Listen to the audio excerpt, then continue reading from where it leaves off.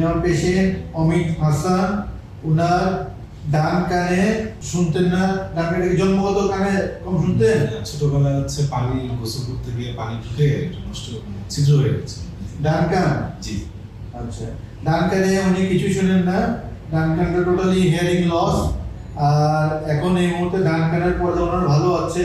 উনার বাম কানের পর্দা ছিদ্র ছিল, বাম কানেও উনার অনেক বেশি হিয়ারিং লস ছিল। আমি বাম কানে অপারেশন করে উনার পর্দা নতুন করে প্রতিস্থাপন করি। আলহামদুলিল্লাহ এখন ওনার পর্দা লেগে গিয়েছে কানে। এখন আপনি বলেন, আগে আপনি কেমন শুনতেন, এখন কেমন শুনেন? আগে বলতে গেলে আমি ফ্যানের সাউন্ডও শুনতে পেতাম না আচ্ছা, ঘুমানোর সময়। এখন আর কি ফ্যানের সাউন্ডের জন্য ঘুমানো যায় না এমন একটা অবস্থা। আচ্ছা, মানে আমি অনেক আর কি বলতে গেলে আমি কোনো ভাবি নাই আর কি এরকম শুনতে পাবো। অপারেশনের আগে তো বলা হয়েছিল আপনাকে, আপনার কানে অপারেশনের পরে পর্দা যদি লেগে যায় পরে হিয়ারিং এইড বা কানে শোনার মেশিন ইউজ করবে। এখন কি সেটার প্রয়োজন মনে হয়?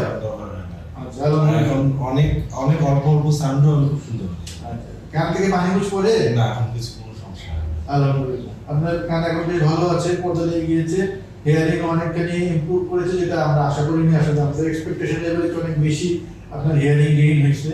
কারণ আমরা আশা করছিলাম যে অপারেশন করে মেশিন নেওয়া লাগবে আপনার, কিন্তু সেটা এখন লাগেনি। আলহামদুলিল্লাহ, কানে যখন নেবেন, যেহেতু আপনার একটা কান টোটালি নষ্ট আর একটা কান পর্দা প্রতিস্থাপন করে এখন ভালো পর্যায়ে আছে। ঠান্ডা যখন আপনার লাগবে সাথে সাথে ঠান্ডা ওষুধ খাবেন, নাকের স্প্রে আছে সেগুলো ব্যবহার করবেন, যাতে দ্রুত ঠান্ডা থেকে আপনি রেহাই পাবেন। আদারওয়াইজ আপনি যদি একটা কান লস হিয়ারিং আর একটা কানও যদি কম শোনেন, তখন মনে হবে কানে কিছু শুনতে পাচ্ছেন না। শুধু এটা এই কারণেই এই কারণে যত্ন নিতে হবে, কান কুচাবেন না, আমরা তাকে সবসময় ডাক্তার থেকে ঠান্ডা করে খেয়ে নেবেন। ভালো থাকবেন, দোয়া করবেন আমাদের জন্য। আসসালামু আলাইকুম।